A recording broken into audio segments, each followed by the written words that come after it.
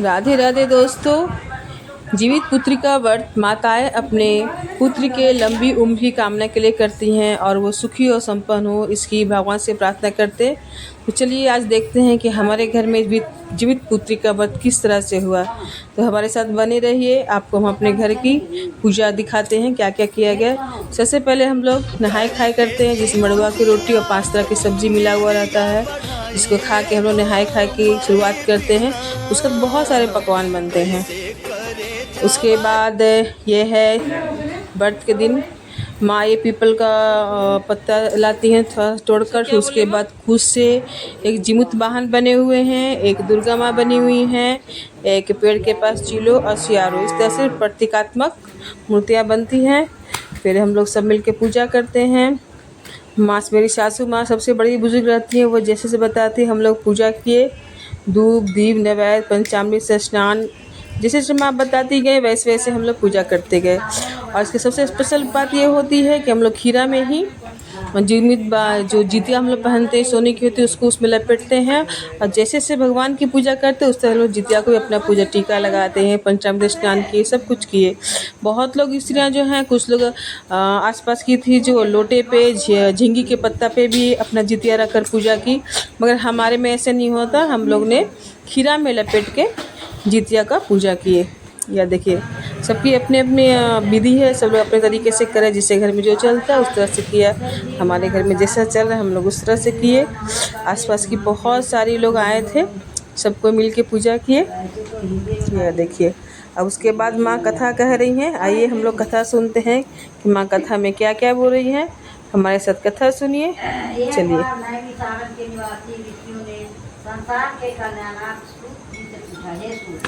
कथा संस्कृत और हिंदी दोनों में होता है, मगर हम लोग समझते हैं सरल भाषा हिंदी है, तो मैं हिंदी में ही सारा कथा हम लोग को सुनाती हैं।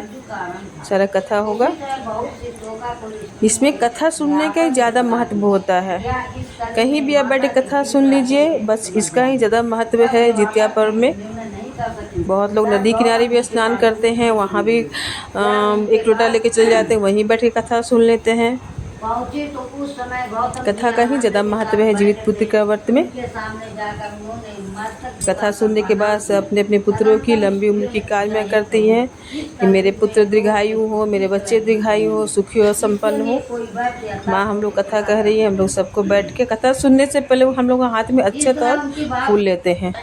उसके बाद ये देखिए अरियार बरियार बोलने के साथ अपने पुत्र का नाम लिया दिया जाता है। सब लोग बोल रहे हैं, हम भी बोले। उसके बाद माता जी का 5 ठो गीत गाया गया। चलिए सुनिए क्या क्या गीत गाया गया है।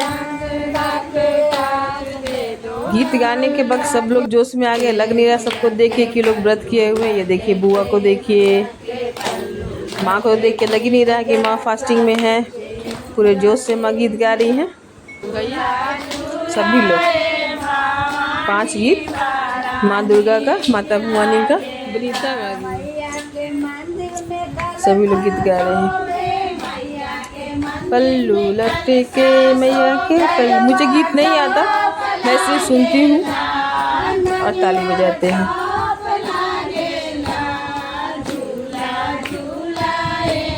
गीत हो रहा है। गीत के बाद अब आई आरती की बारी। सभी लोग बारी बारी से आरती करेंगे, सबको मौका मिलता है। पहले माँ दुर्गा का आरती, उसके बाद ओम जय जगदीश हरे, कपूर गौरम करुणावतारम, विधिवत सारी आरती होती है। सब लोग मिलके बारी बारी आरती कर रहे हैं। बहुत से लोग आते हैं तो पूजा करने में अच्छा लगता है। ये देखिए आरती, सब लोग बारी बारी से आरती करेंगे।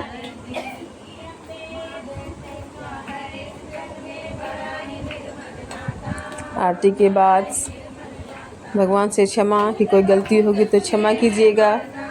उसके बाद दंडवत लेके अपने पुत्रों की लंबी आयु की कामना आरती लेते हैं, और जो बड़े हुए उनको सभी छोटे पैर छूकर प्रणाम करते हैं, आशीर्वाद लेते हैं। आशीर्वाद दीजिए हमारे पुत्र की आयु लंबी हो।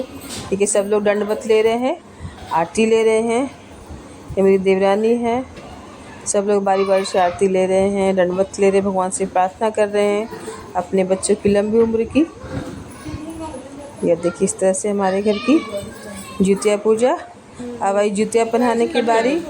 घर का जो बच्चा जिसके बड़े बच्चे, सबसे पहले जितिया बड़े बच्चों को पहनाते हैं, उसके बाद अपने छोटे बच्चों को पहनाएंगे, उसके बाद खुद पहनते हैं और उसके पहनने के बाद ही हम लोग पारण करते हैं। तो पहले मैं अपने बेटे को पहनाई कि बेटा मेरा बड़ा है, उसके बाद सोने से पहले अपनी बेटी को पहनाए, बेटी छोटी है उसको पहनाए, फिर सुबह में हम खुद पहने, पहनकर पारण किए। यही नियम है हमारे घर का। सभी घर का अलग अलग नियम होगा, उतना मैं नहीं जानती। जैसे हमारे सासू माँ बताती है वैसे हम लोग करते हैं।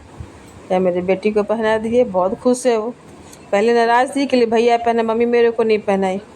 अब सुबह हो गया, उसके बाद सारा कुछ खाना बन गया हम लोग का बिना लहसुन प्याज का। तो सबसे पहले हम लोग पुरखों को देते हैं। 5 पत्ता है झींगी का, ये काम माँ ही करती है, जो घर के सबसे बड़े बुजुर्ग होते हैं वही करते हैं। तो माँ एक चिलो सियारों के लिए अलग रखी हैं 2 पत्ता, और बाकी पत्ता पूर्वजों के लिए खाना देंगी। देखिए ये खाना बनने में कितनी देर हो जाए, जब तक सारा खाना नहीं बनता है हम लोग पूर्वजों को दे नहीं देते हैं, तब तक हम लोग ना पानी पी सकते हैं ना ही कुछ खा सकते हैं। ये हो जाने के बाद ही हम लोग पहले कच्चे दूध से पारण करते हैं। हम लोग माँ, हम लोग 3, मेरी सास और मेरे 3 लोग हम लोग हैं। माँ तीनों के लिए अलग रखती हैं, फिर हम लोग कच्चे दूध से पारण करते हैं। ये देखिए ये काम माँ का है। घर की बड़ी बुजुर्ग सबसे पहली माँ है, माँ सारा करती हैं। छत पे ये काम किया जाता है। अब आए हम लोग पारण की ओर। ये है कुशी किराओ, झींगी, नेनुआ साग, खीरा का बिया, सबको हम लोग एक साथ कच्चे दूध से, यही नियम है, पारण करते हैं।